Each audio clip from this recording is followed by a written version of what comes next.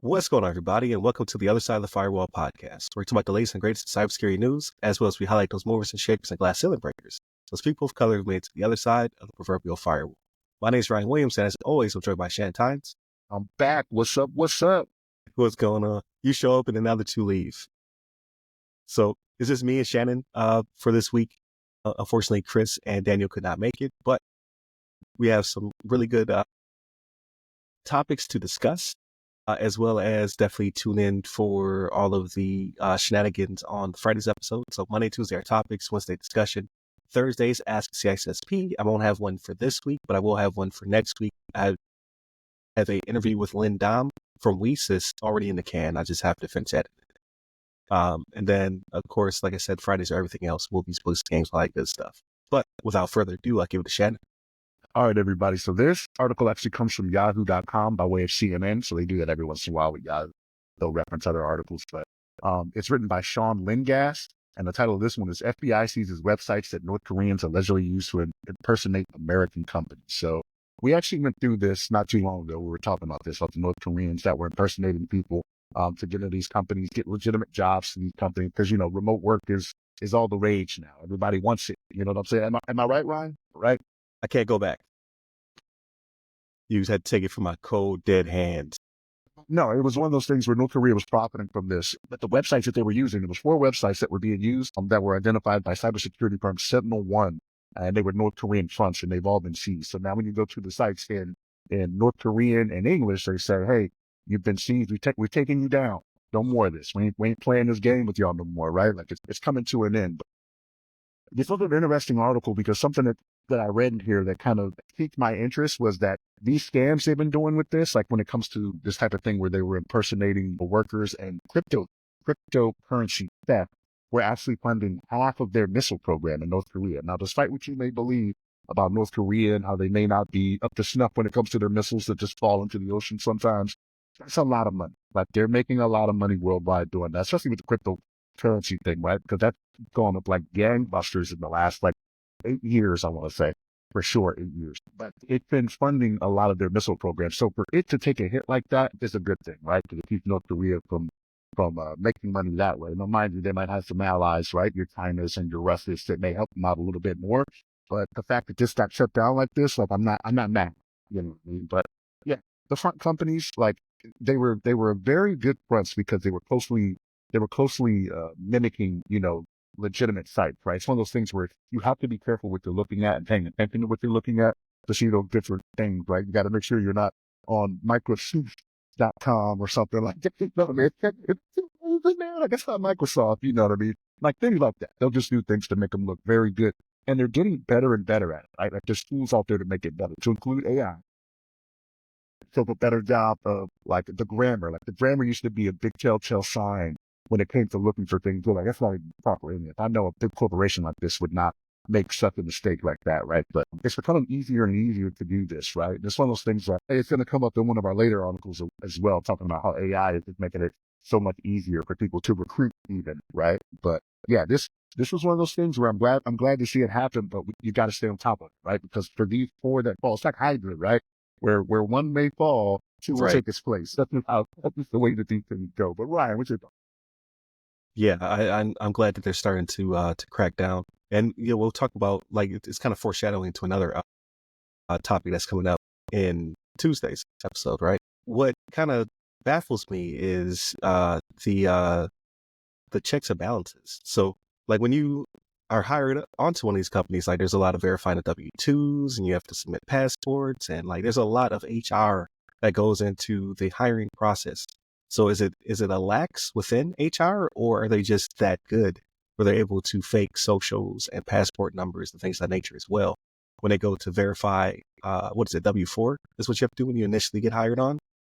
And I-9. W-4 and I-9, yeah. Yep. Yeah. So that is supposed to verify that you're a real person and keep the company out of trouble, right? When it comes to tax, things of that nature. But no, North Korea is able to circumvent it and get around it, apparently. So if they, like you said, if they took down 4 websites, there's probably another 40 out there. But it's better than doing nothing. So it's a good start, and hopefully this does deter their kind of siphoning of American dollars and cryptocurrency to work on the weapons program and things of that nature. So it's just not feeding the stray cat at this point. So my hope is that the amount of money that's been put into from I'll say this from the American administrations, right? I hope the amount of money that's been put into this is something that just keeps going forward, right? Because like to put effort into this costs money, right? As much as we say to ourselves, okay, we have these organizations out here that do these things, the Department of Justice, your FBI, because we've seen, especially during this current administration, the last 4 years, a lot of international like task forces and things that go out and do these types of things. Like that is what is really needed because it is getting easier for them to accomplish these different types of scams out there. Like the money just needs to be put into it, and I'm hoping going forward it is something that we still do, but only time will tell. Right. We'll find out in January. But so that again, I maybe I'm being overly optimistic, but I think that is the status quo that will continue to flow. There'll be a lot of changes coming up. Like, don't get me wrong, but I think when it comes to cybersecurity and our current investment and just the path moving forward, I believe there won't be that much disruption. But again, time will tell. I think Jen Easterly already put her notice in. So, because every administration, they're going to hire somebody else, right? That's just the way it is. They rarely keep the incumbent. So, Well, I think it's standard though. So I think it's one of those things that's standard that they always offer their resignation, and it's up to the incoming administration to say, no, we want to keep you on. We don't accept. okay. So I think it's standard that everybody, when the administration changes, submits it and goes from there. Okay. Right. So that does make sense. But here's the thing though, even though Jim Easterly has done a very good job, like these last few years, it's one of those things where it's just going to be seen as government waste though. Is the amount of money that needs to go into this, it's just going to be one of those things that's government waste that they think they need to get rid of. I hope not, right? Because like you can see the writing on the wall and you can see how it has long reaching effects, the second and third order effects in this. I hope it's not seen as government waste, but you don't know, right? Like there's a new, I don't want to call it a division. There's a new department being stood up for just Doge, government efficiency. Yeah. So, Department of Government Efficiency. So and I think in this regard, I think it'll be apples and oranges because we all know that Elon hates remote work when that's just not his thing. So I don't think it'll be necessarily a cut to this. It'll be a cut to remote work.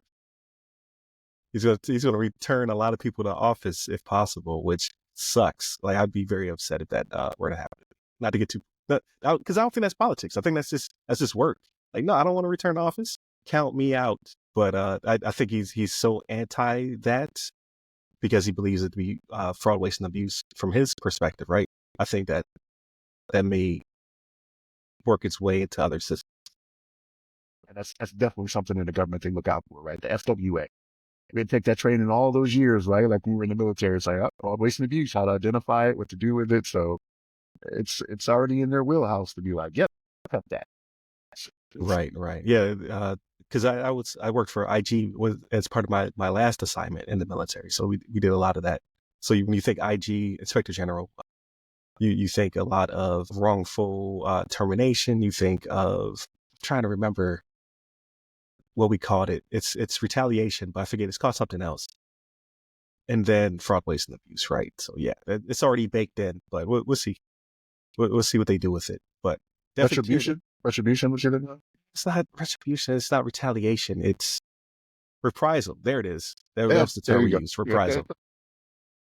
But yeah, so we'll see what they decide to do with a lot of our current initiatives when it comes to cracking down on these would-be impersonators and bad actors on the internet.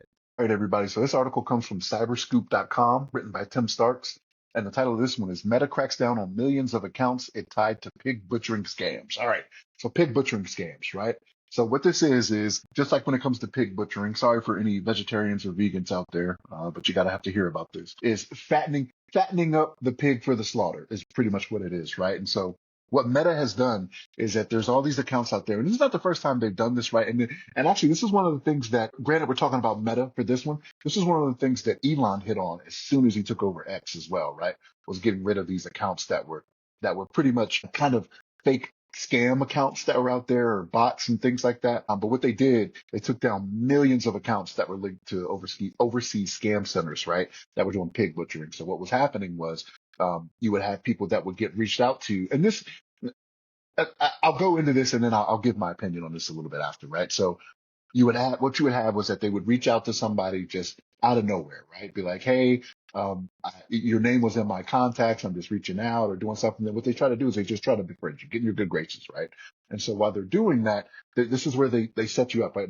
They lull you into a false sense of security. Like maybe this is an old friend I don't remember or whatever, right? Which you would think you would remember your old friends, but maybe not. If you're one of those people that's heavy into Facebook, you got thousands of friends, right? Friends, Facebook friends. But what ends up happening is that all of a sudden they start giving you these different advice when it comes to like stock investing and things of this nature, right? So you feeling safe with them, you give them the money, or you invest through this fake investment scam, or you invest through this actual real company that they're playing the other way, right? So they're like, oh yeah, it's going to go up, but they may be shorting it, knowing something is going to go down or whatever, and you end up losing a bunch of money, right? So whenever you go to them and you feel they feel your sympathy, hey, well, do this. Like, I feel sorry for you, do that. And the people just keep falling into this cycle of getting pig butchered. So they fatten you up for the slaughter is what they do, right? And the fattening up was the gaining your trust portion of it, right? So here's my thing with this, right? If there is somebody that you don't know that reaches out to you for no reason or for like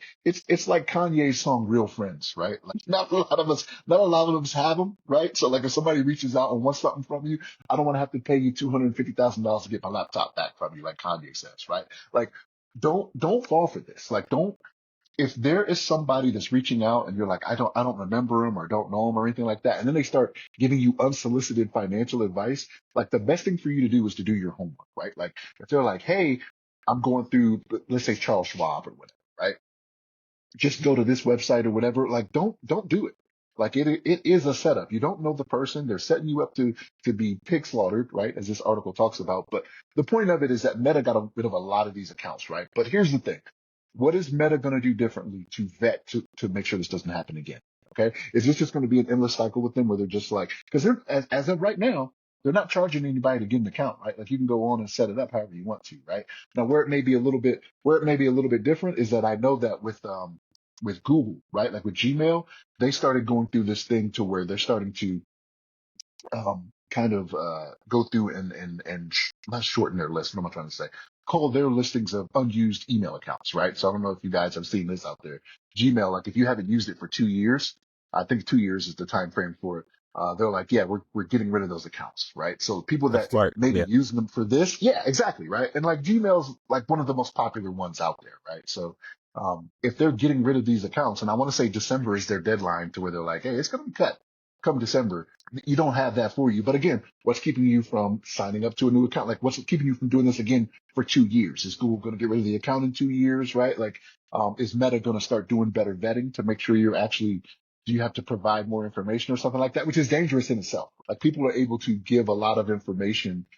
They already give a lot of information to Meta, right? But like if they're like, hey, we need more from you, right? Like if all of a sudden they need your social, right? Okay, we need some banking information or stuff like Right. that. Don't do it. Like, like don't do it. Like, leave Meta if they start doing that, right? But yeah, this is people. We need to be smarter about these things. We need to be careful about what we're giving out to people. And I realize in this day and age of social media, we give a lot of information out there. We as humans, I'm saying. I'm not saying we as me and Ryan, right? Because I definitely ain't giving it. You gotta find the kid, you know what I mean? But yeah, this is interesting. I'm glad Meta took the step, but what are they doing to prevent it from happening? Like you're being reactive, not proactive to this situation. What are you gonna do different? What's your thoughts on this?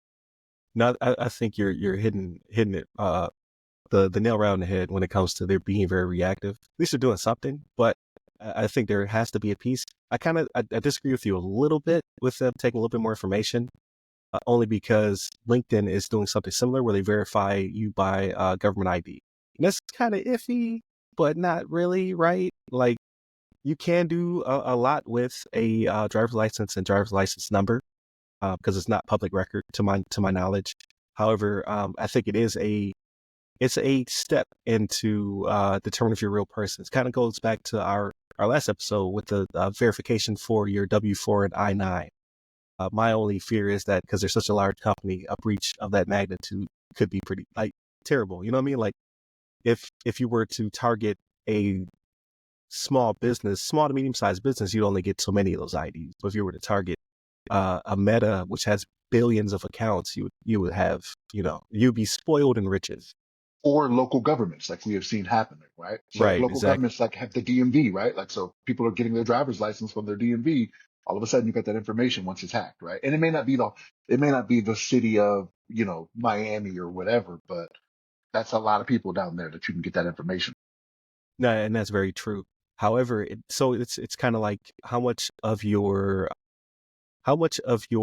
security are you willing to give up for your safety? So there's a balance there.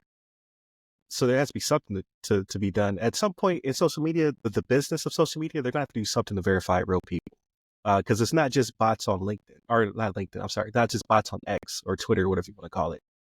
It's now becoming a tool of social and political discourse, being used by other nation states. So something has to be done to verify people and make sure that they're real. I just don't know what that is. And the easiest solution would be to verify IDs. But again, you're giving them a lot of data. So maybe there's a third party component to it. Like maybe you're not giving your ID to a Meta. You're going through a ID and me or something like that will then feed Meta that, okay, this person is real. Maybe there's something like that, like some kind of SSO portal or something like that. I just don't know what that could entail, but something has to be done.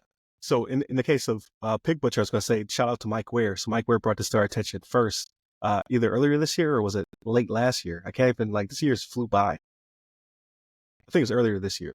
But go ahead, Chen.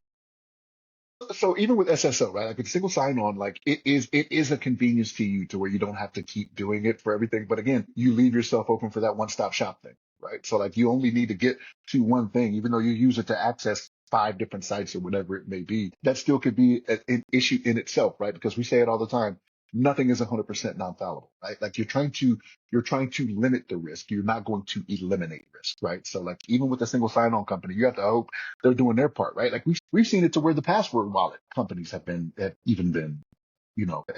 hacked, right? So there's no one single solution, but you do have to try to minimize that risk. Yeah, at some point, but we have to do something. Social media is becoming more and more prevalent. Billions and billions of accounts of real people, not just bots and things of that nature. I know Elon said he's cracking down on the bots, and he may be to a certain extent, but I get a request every single day on X. I barely use it, right? I repost stuff on there, and it is good for uh like at the time, real time news. Like when things happen, they go to X really fast. Hopefully, that won't just be an X thing going forward, because there are some other sites that are popping up, right? Depending on what side you lean politically, what have you, you have your Truth Socials or your Blue Skies and so on and so forth. But um, there's more of them. There's like Threads as well. Like so, you have a lot of Twitter clones out there, right? So hopefully they also are starting to move in real time. But Twitter still is the king of it. If you want your information fast and somewhat uncensored initially, then you go to Twitter, and then it gets colored one way or the other, depending on who owns Twitter at the time. So yeah, something has to be done, but I do think pig butchering is because it's so easy, and you're able to flip people, right? You're able to say, okay, now you're in debt to me in some way or service to me, and now you are going to be part of the pyramid scheme. So now you're going out and you're pig butchering people in these Asian countries anyway. I don't think it's got its hooks in the States yet. Well, I think it's easy because people want to have something that nobody else has, right? Like this is the same reason why they say social media is so prevalent. Is because people can spread misinformation or disinformation on social media, and then people will just keep spreading it because they're like, I have something that you don't have. I know information that you don't know, and it's appealing to humans, right? But you have to go through and look at it and be like, all right, does this sound right? You know what I mean? But I don't know. Again, I go back to I think people need to be better. Like I'm not going to sit here and be like, this is all Meta's fault. I'm glad they're doing something about it, right? But I said the same thing when it came to Russian interference when it came to elections, right? You need to do your homework, right? You need to not be doing this. That was my stance on it. And I still feel that same way today. Like you are ultimately responsible. No one is making you press the buttons, right? Nobody's making Right. you forward anything. Nobody's making you go out and say outlandish stuff. You know what I mean? That's all on you. You chose to take this information, whether it be something that you already believed and you thought was reinforcing what you already thought to be true, or whatever the situation may be, right? I'm guessing out here, but people be better at the information you put out there and what you give to people, right? But Right. in this social media age, that's not the case, right? Yeah, you should vet whatever you're passing along, because it happens. I reposted something I had to take down myself because I before I vetted it, I read it and I hit the reshare button, right, the repost button, and then later on that day I saw a counter argument to it with an article, and then I started reading, and I was like, I just passed along something that was incorrect, so I was like, took it down, and then I reposted like, hey, my bad, it's not true for X or Y reason. Because my fear, like, because you're like, well, why would you take it down? Why don't you just put the edit? Because people don't come back to read the edit. That's what the whole thing with newspapers, when they get it wrong and they say, oh, we were wrong. It's too late. That information's The out there. trap. So I pulled it down so that way it doesn't keep being spread. But I also put an acknowledgement like, hey, I know I did, like, bad on me for pushing this misinformation. But misinformation has existed since forever.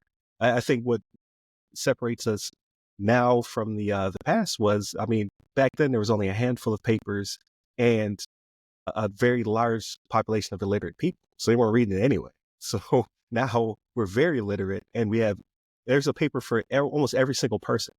You know what I mean? Like, anyone has the freedom to now post anything they want to. So there could literally be a newspaper per person if we so chose, especially with the proliferation of AI. So I don't know. It's quicker to get that information out there with social media, right? You don't have to wait for something to run to print, run to press or whatever, Right. and it get delivered to your doorstep. That's not the case. Your doorstep is in your hand now in the form of a mini computer. Right, exactly. And then there's checks and balances in there, right? You have editors and people who should vet this stuff before it gets to the top. And there's bias, and it always has been. But yeah, like, now I, as a person, could just hit the button. Like, aliens outside, post a shadowy, blurry picture, boom. Someone's out there is going to be like, there's aliens outside. But there actually might be. We'll talk about that on Friday's episode. All right, everybody. So this article comes from infosecurity.magazine.com, written by Beth Mondrill.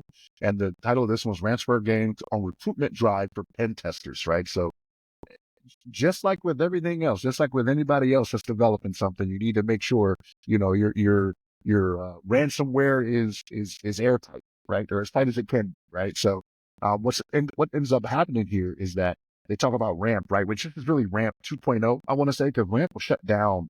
The original iteration of it was shut down some years ago, probably like 4 or 5 years ago or something like that, right? It was like 2019, I want to say, something along those lines. But RAMP, which is the Russian Anonymous Marketplace, it doesn't say 2.0 on here, but I'm pretty sure it's 2.0. What they've seen is that multiple Russian language job listings have been showing up on there, right? RAMP what it used to be this place where inside of Russia you could get like drugs. It was like a drug delivery type service. So that was the main purpose of it, right? Again, with the first iteration, but now they're like, all right, we're putting job postings out here for people that are pen testers, right? So when we do this ransomware as a service, we need to make sure our ransomware is pretty tight, right? The code is good. There's nothing in there. It's not going to work as advertised. Because remember, with ransomware as a service, they're charging people for these services, right? Like, they're putting stuff out there that will, like, pay us these tens of thousands of dollars, right? And then we'll give you these things that'll make it easier for you to go out there and benefit from these crimes that are out here doing, right? That the governments are looking for you now. I just want y'all to know, like, be on notice, right? Like, be on notice. They're coming after y'all, right? Multinational joint task force and all that stuff, right? But yeah, there's a whole economy behind this, right? Like, there's a whole, I'm going to say, like, legitimize it. They're trying to legitimize what they do when it comes to these ransomware things, right? Like, they treat it like, when we did the story about them having their own court, like when they brought each other to court for, non-payment and stuff like that. Like, they're very legitimate in what they're doing for their ill-begotten gain that they're trying to acquire, right? But yeah, so ransomware gangs, I don't want to say they're people too, but they're people too. So they're up there. They're out there. Ransomware as a service is one of those things where they are making a lot of money doing it, right? Crime is paying, right? And they actually mentioned in here, there's locker source code being sold for $45,000, right? So when I say the tens of thousands of dollars that they're charging people, again, you got to make sure it's tight, right? it's kind of weird to me because when you have these pen testers that are out there, my assumption, because Ramp is not something like, it's not like it's a legitimate website to go to. You got to search out Ramp. It's one of those dark web type things, right? So what I'm seeing here, the way I'm reading into this is that you have people that are supposed to be, honest workers that are probably going out here that are pen testers that are saying, okay, I need to make a little extra money, right? So what am I going to do? All right, I'm going to go ahead and work for these ransomware, right? So this could be one of those things where the second and third order effects of this are, so if they find out you're a pen tester for one of these ransomware things, like, are you going to get charged as well when they start bringing down these ransomware gangs? Like, are you inadvertently going to be included in all of this, right? Like, even if I'm the getaway driver, to a murder, like, even though I didn't commit it, like, they're going to put me on trial too, right? Like, I'm acceptable after the fact, right? And that could be what happens here with this, right? So again, these Russians, man, like, they out here making it happen, right? And one of the things they're talking about, right? Shadow AI. AI has come up again, right? We talk about AI all the time, and here we are again talking about AI and how it's making it easier to accomplish these different tasks, right? So yeah, this is one of those things where folks, I get it, right? Like, everybody has another hustle, right? Everybody has a side hustle or whatever it may be. I have my legitimate job and I do this on the side, gives me a little bit extra. Stuff like this though, like, don't be out there helping me.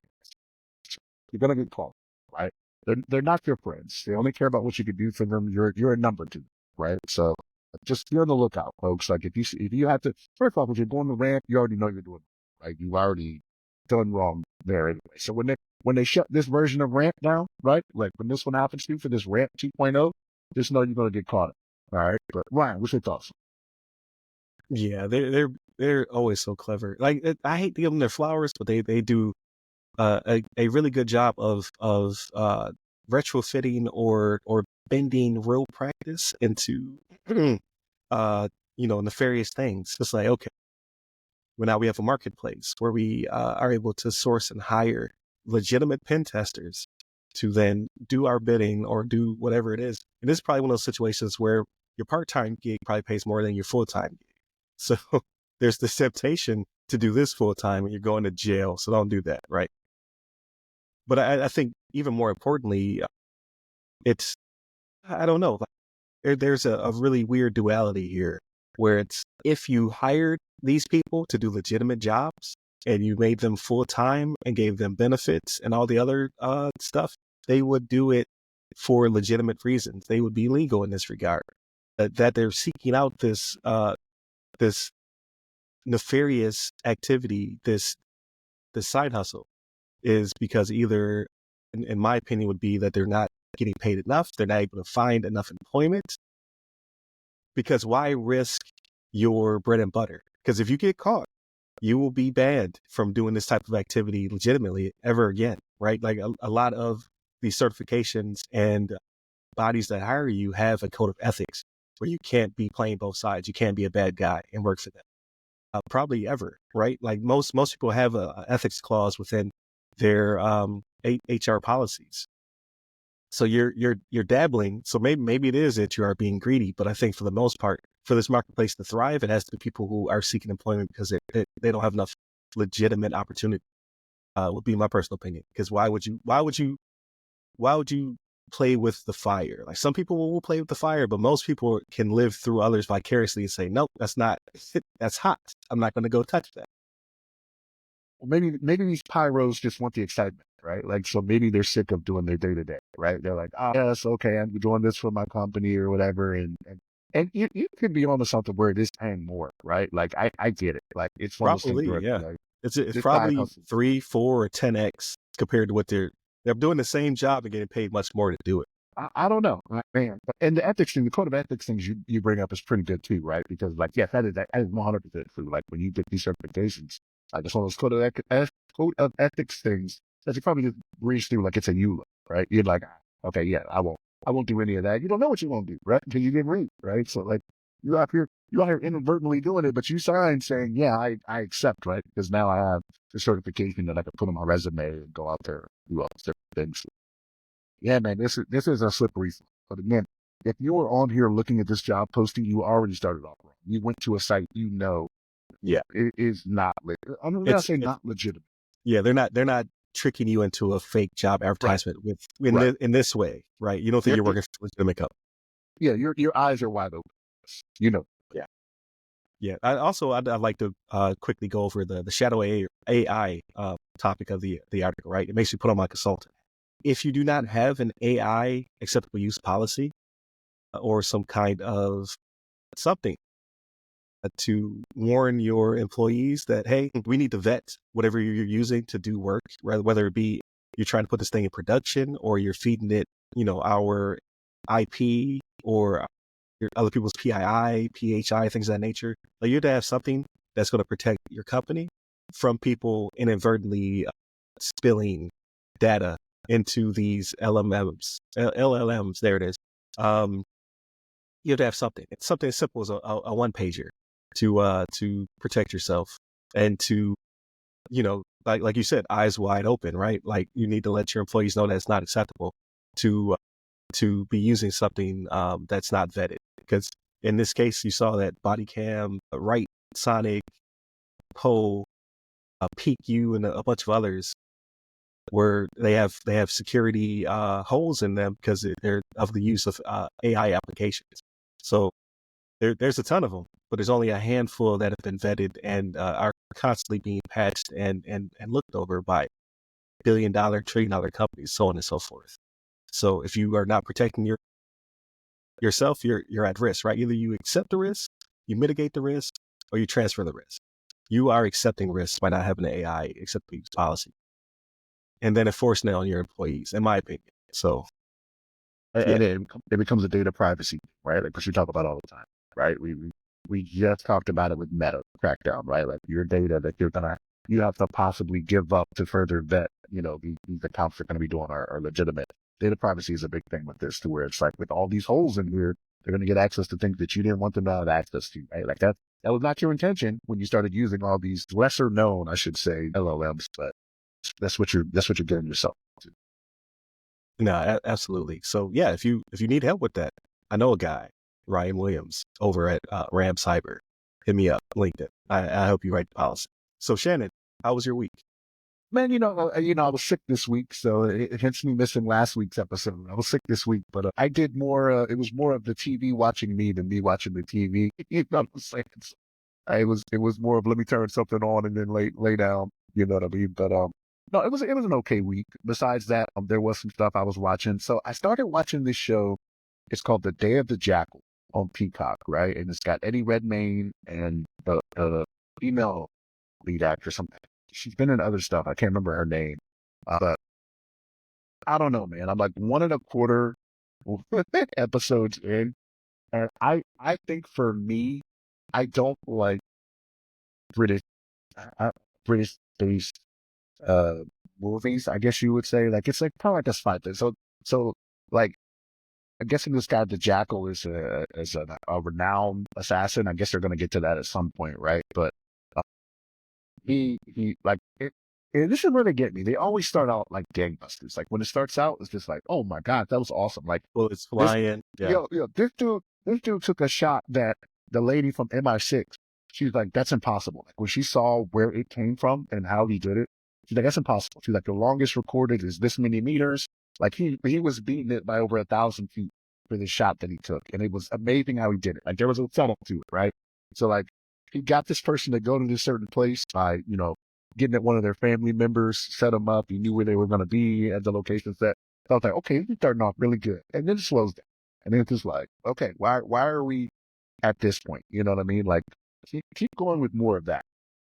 So like I said, in the second episode, I'm like a quarter of the way through, and I'm like, I'll probably watch it. My thing is to give it 3, but I'm starting to come back. I'm starting to come down on it. I don't like doing the 3 now. And Yeah, it's too much. as well as just Like, I feel I knew at 1 or 2 is what you probably think in your head. percent. Like, if it's one that I passed on, I was like, yeah, I'd do it after the first 10 minutes. I can't say the first 10 minutes because they keep drawing me there. Right. So I think you're talking about Lashana Lynch, British There it actor. is, Lashana Lynch. Yes. So she was in Doctor Strange, No Time to Die, James Bond flick, Yep. right? James Bond. Yep. And Captain Marvel. So yeah, she The Woman King. Oh yeah, I remember in The Woman King, which excellent movie. I don't know if you've seen it yet. I haven't. I noticed it's streaming. Movie. Man. That's the one with Viola Davis you're talking about, right? It was so good. I saw it when I was in Turkey. I saw it in theaters. And I'm trying to put my wife onto it. She was like, "Yeah, at some point we're gonna watch it." But I'm just like, "Oh, it was so." I watched it again. Like I rarely watch movies more than once, unless it's like a nostalgic classic. I was like, that was great. I think I saw it on Hulu. It was on one of my streaming services. I went by and it was showing up, and I was like, "Oh, it's like okay." Uh, yeah, but yeah, her, Yeah, and but now that you said, yeah, I did see the trailer, but now I'm not even gonna give it a shot. yeah, it's one of those things where I was like, let me try it, right? Like I'm trying to. I find myself being an old curmudgeon to where I'm like, I don't want to watch that. Back in my day, it was Schwarzenegger and Stallone, and that's all you needed, like Right, squids going off everywhere. Like I'm trying to be more open to things, but I'm like, it's just not what I like. But I want to give it more. Because her and Eddie Redmayne are both executive producers on it as well, okay, right? So I'm like, all right, let me give it a shot. And I'll probably finish the second episode and be like, no, I don't want to do right, it. Then there was another show my wife and I started watching because she wasn't feeling well this week either. It's one of those things where it like ran through the house, like put the sickness, I you hate know what I that. mean? Like, Yeah, okay. Like my youngest, my daughter wasn't feeling good Saturday, and then like Sunday, like we all woke up like, it's just not good, you know what I mean? And then it just carried on. We started watching this show. It's got Zachary Quinto. I don't know how you say his name. Quinto, I think he's playing Spock in the new Star Trek. The guy who plays right. Spock. Brilliant Minds is the TV series. Okay, yeah, I saw the trailer. I'm just like, Yeah. I should have done the same. Like it was one of those things where my wife and I spent more time together this week because I was home, you know what I mean, and she was home. So it was like, hey, what do you want to do? And so we started this series, and it starts out good. It really does start out really good, and then like there's a lull that I'm like, gotcha. and my wife can tell. Like the thing is, she can tell, right? Because like I'll probably be sitting there, and then all of a sudden I pick up my phone and do something. She's like, "You're not feeling it, are you?" I'm like, Well, I think that's just I'm here for you, baby." yeah. I think that's just modern writing. Like that's the Yeah. thing. The first one has to be a banger to hook you, and then we can slow it down and get you on the story for the next two or three, and then in the middle we got to hook you again, and then get you to the end where we hook you again for next season. So Yeah. But yeah, it's I don't know. Whenever my wife and I are together, I'll probably ask, "Do you want to watch Brilliant Minds?" And then they're like, "Oh, please." yeah, the trailer lost me when he was taking like so his patient is tripping on some kind of drug, so he took the drug. And I'm just like, he would be fired. Like it's just an automatic ethics issue. So here's the thing. You say that he was fired. Very first episode, he was fired from his job, and he had to go somewhere else. But he has an in at this other place. This is how he's hired on to the other place. But yeah, Mm. the first hospital he worked for, they're like, yeah, no, we ain't having this. You can't take drugs. Well, so here's the thing.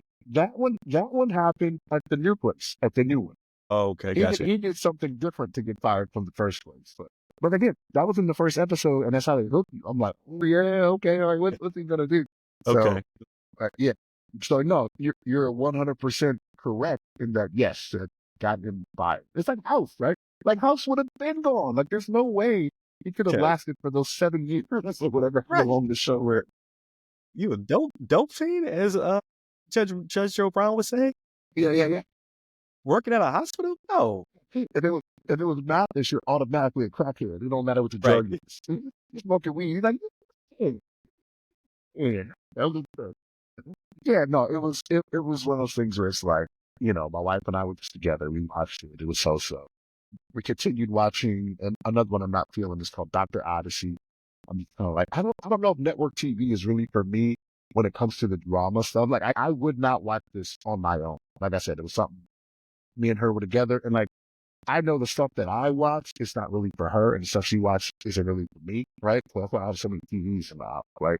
Kids can watch what they want to watch. Wife and I can watch something different. But like I said, we were sitting together a lot this week. So, but yeah, that one I'm like, okay, like I probably won't watch it again until she sits down and watches it with me. Uh, there was no, I think there's a gap for High Potential because no, I was telling you about High Potential. Did you start watching it?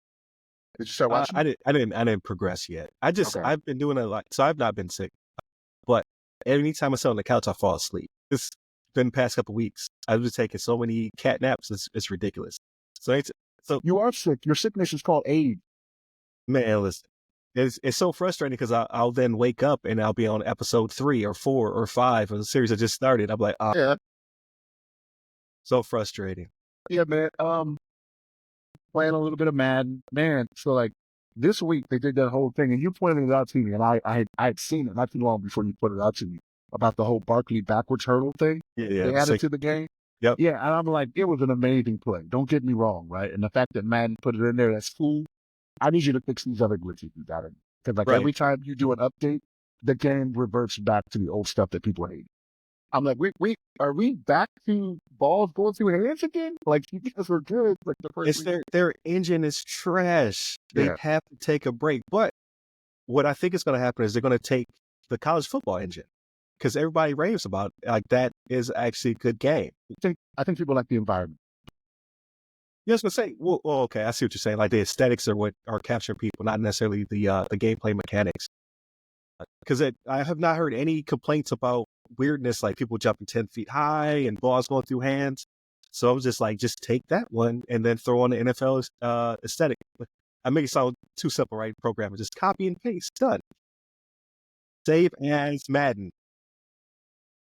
I'm not convinced it's not the same and they're just looking past it. Uh, Because you have so many people that like the college game. Like so many people love the environment and the bands and the cheers and all that. And I'm like, I don't need that. I need realism in my game. I need what I am controlling because I'm not controlling the presentation aspect of it. Yes, it is cool. Yes, I do want it. I do want it to be accurate. You know what I mean? And Madden is pretty good about this, right? But when it comes to like team chants and stuff like that, they're very good at what is in there, right? Like Buffalo, they in there chanting all the time whenever you play them, right? right. Like they're going at it, you know what I mean? But like it's crazy. Every update, I kid you not, man. And like it gets to a point where like in the fourth quarter, like nobody can be tackled. It's ridiculous to me. I'm like, yo, how are you Unstoppable. breaking? Like, yo, like I had it one time literally because like maybe a couple times I was playing, like my wife would come down and I'd be on the game or something like that, and she'd be like, wow. I'm like, yeah, you see this, right? Like I showed the replay and I'm like, broken tackle, and like. And the thing is, I'm like, okay, maybe it's me. Maybe I just don't know. So then I go to the depth chart and I look at the stats for these different types of things. And I'm like, he should have never even caught that one-handed. Like, it catches like an 83. Like, how'd that happen? Right? Spectacular catch is like a 70, you know. So you caught it with one hand, got hit immediately, spun off of that, spun out of a linebacker that has an 88 tackle, you know, stuff like that. And it's just like, what are we doing? You know what I mean? Like, I get it. Like, if I call the play and I beat you, let it happen. Take that L, right? You can't break 4 tackles to get the touchdown for 60 yards. Like, what is going on? You know what I mean? But yeah, it's getting on my nerves, man. But it's the only game out there. It's the only football game out there, and that's what I can't wait for. It could be anybody else that does an NFL game. See, I can't wait for them to lose I don't exclusivity. want 2K to get it because like they're mechanically sound, but they will microtransaction you to death now. They got it down to a science. They are a casino. I don't need it. I cannot take it. So for me, it's not a problem because the creative player stuff is not something I do. Right. So like I Okay. know a lot of people love that aspect of the game. Because like when it comes to 2K, when it comes to the basketball game, I know like if you Yeah. do the whatever The it is, I ultimate can't remember. teams, all that stuff too. Yeah, Yeah. I don't do it. Like I don't care about the ultimate team, the picking up the players. Like I'm a GM, and I find myself spending a lot more time doing that. I find myself spending a lot more time doing the GM aspect of it, to where like I build a team and I'll leverage my future. I'm like the Rams where they're like F them picks. You know what I mean? Like you go and look because like something they've done lately is they'll do 3 years worth of draft pick, right? Which I'm like, that's cool. You know what I mean? Like that's very futuristic. You know what I mean? Because you have that now where teams will be trading draft picks 3 years out. So like you can look at mine after I've done all these trades and everything for my team. I might have like 3 draft picks for like the next 3 years. I've leveraged everything. You know what I mean? But just give me the Super Bowl. You know what I mean? That's pretty much been it for me, man. What about you? How was you?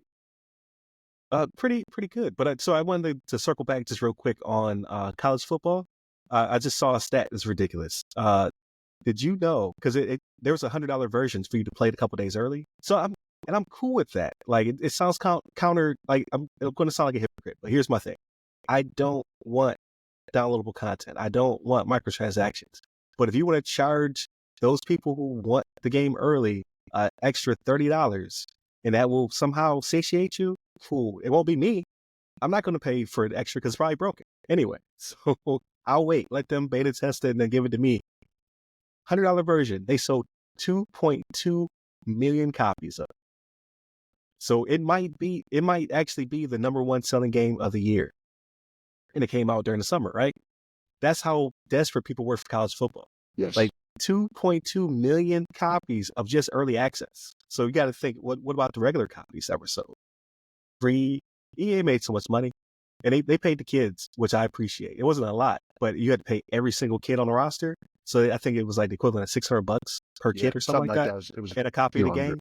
I'm down for that. For a college kid who will probably not go to the league, right? Getting paid $600 just to be in the game and whatever other endorsements they could do on the side. I'm down for that too. So I think that in this regard, EA is doing this thing. The pro side, trash. So they figure it out, EA. But yeah, my week was fairly quiet, man. I'm just wrapping up for the holidays, right?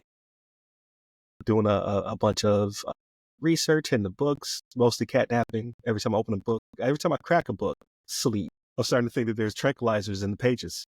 Every time I crack a book, I go to sleep. I beat Space Marine 2. So, man, listen, I really think this, I think this is a Shannon game. Like, it's a pro shooter to its core. Like, there was this, because it's always wrapping up, right? And like, everybody has like these deep voices, like, brother, do it for the, like, the Emperor's blessing. Like, so it's like they're like knights and Marines, and it's retro futuristic. The guns are ridiculously huge, a lot of combat. Like, it just feels fun and good. Like, it feels like it scratches that Gears of War itch I've had for the past couple of years. But it also does the big Hollywood stuff, right? So like one point we're fighting for the fate of the universe, right? Because that's what it comes down to. And I think he's a captain, comes and he was like, on your way, I need you to pick up the standard. Like X troop dropped the standard. Like, so they dropped the banner for the Space Marines on the battlefield. So we're going to take a detour from saving the universe to go get the standard, because we cannot have it.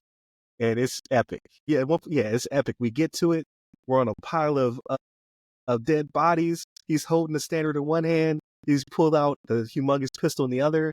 Like when portal opens up and all the bad guys start flooding in. I'm just headshot.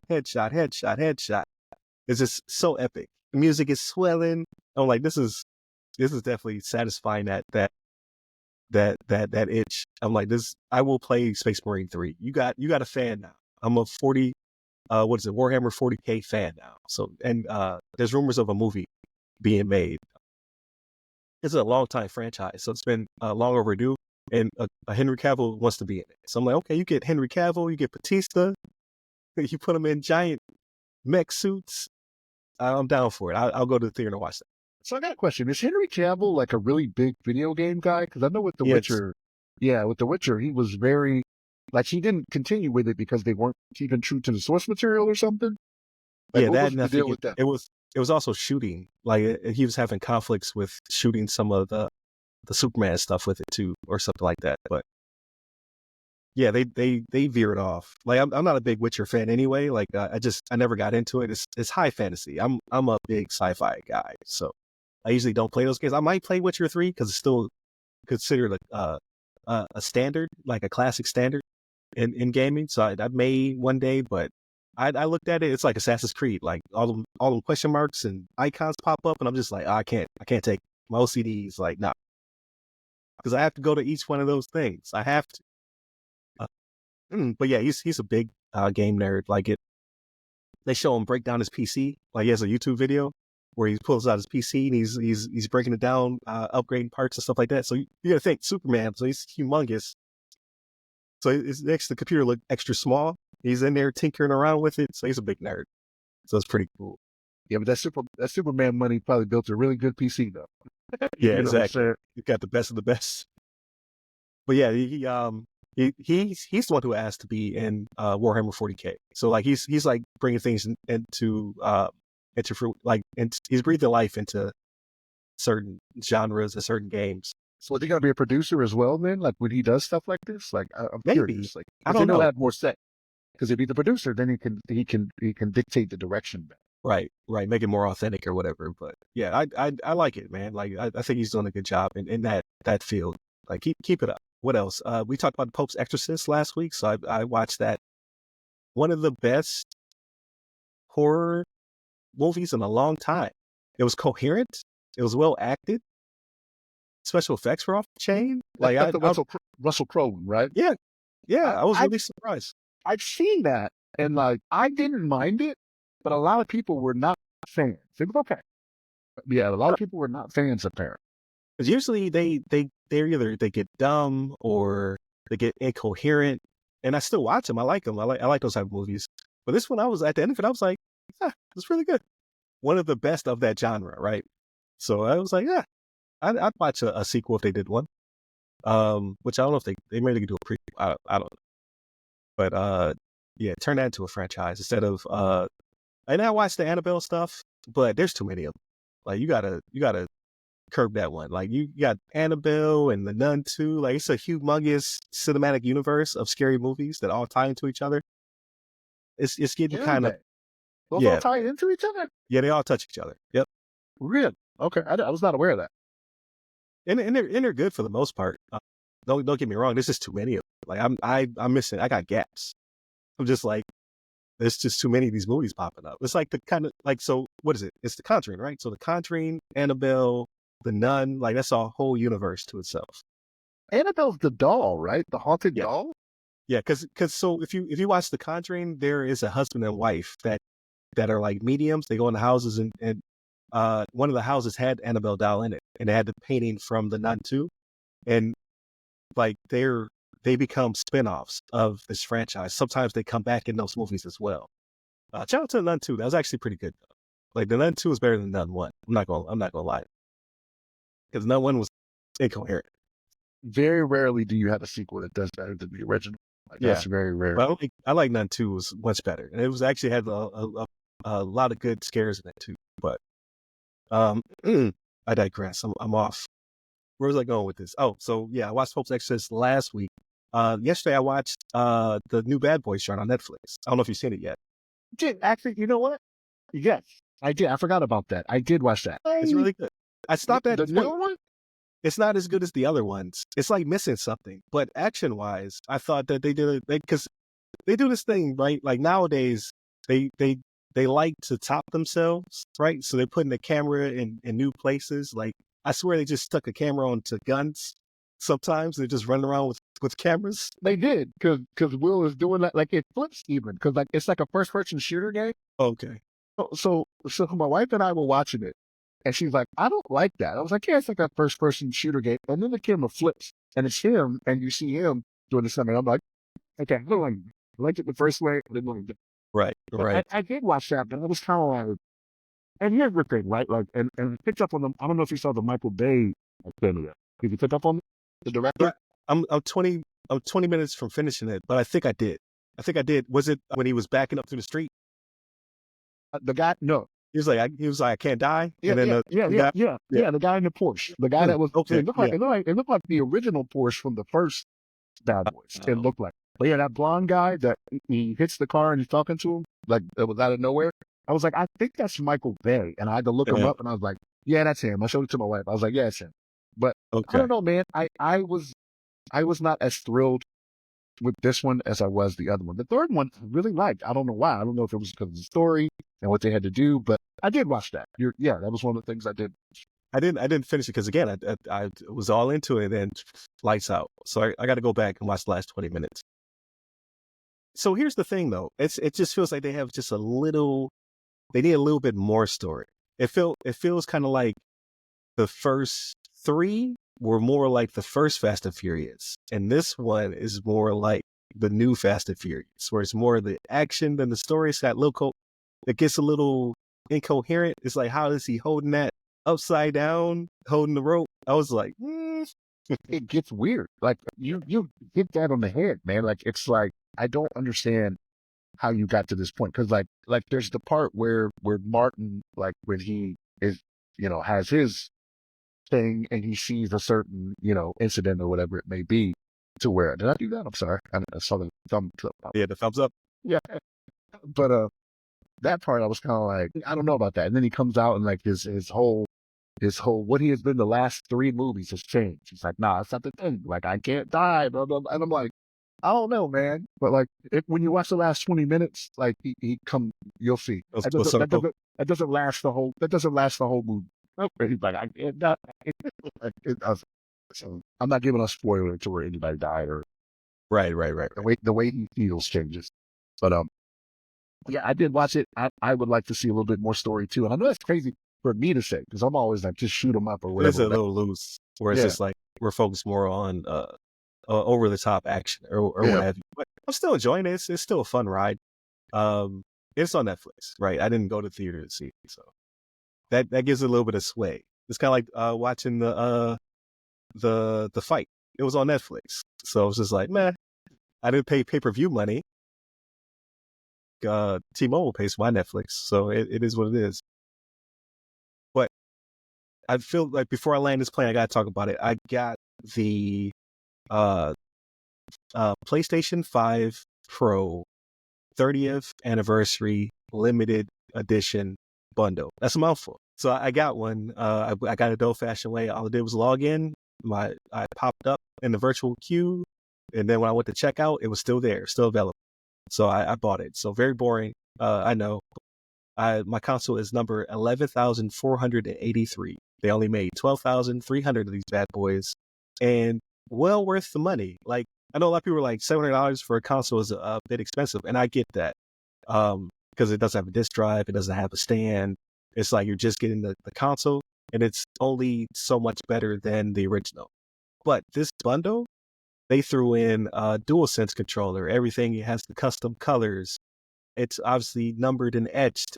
Just the finer details, like it said, you get a DualSense, you get the regular controller, you get a carrying case, you get charging cables, you get you get the charging dock, so I can charge two of them at the same time. Then you get a bunch of rando accessories like nostalgia stuff, like cable ties that are shaped like the sacred symbols. You get a charging cover that makes it look like the old school PS1 controller, like you had to plug it into the console. It's dripping with nostalgia. So, and if anything, I think $700 is overpriced. I think $9.99 for the bundle was under. I would have paid 12 or 14. Yeah, it's so like even down to the material, like the box the box was good. the box weighs like almost 10 pounds.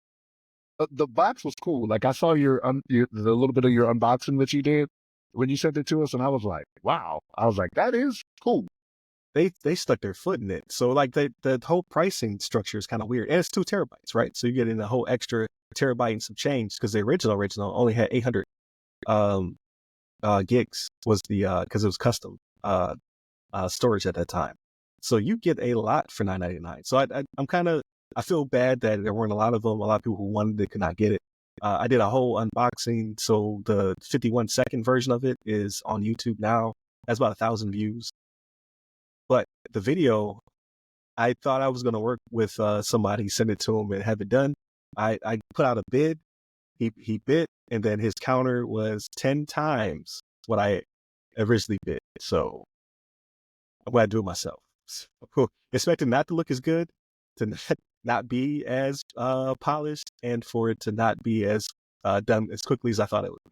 But I think people will really enjoy it. So it's an opportunity for people to see it who weren't able to get their hands on it, and I think it'll pull people to the channel. Come for the unboxing, stay for the cyber.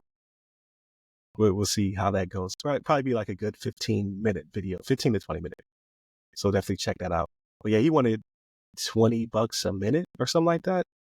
And initially, I think my equivalent of would have been like $2 a minute or something like that. Like, so he jumped high. I'm sure it would have been amazing. You ain't getting that now. Now you're getting whatever I put together. It is what it is.